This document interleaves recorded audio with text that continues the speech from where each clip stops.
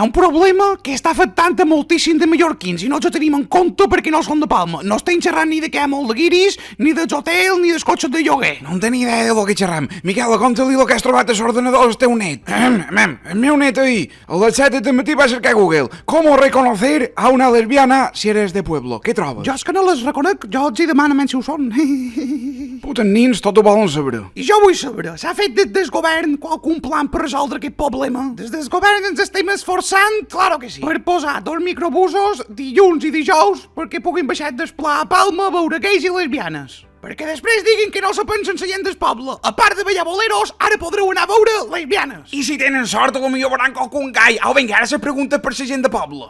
Què vos estimeu més? Que vos venguin a cercar una cita amb un tractor o amb un mobilet?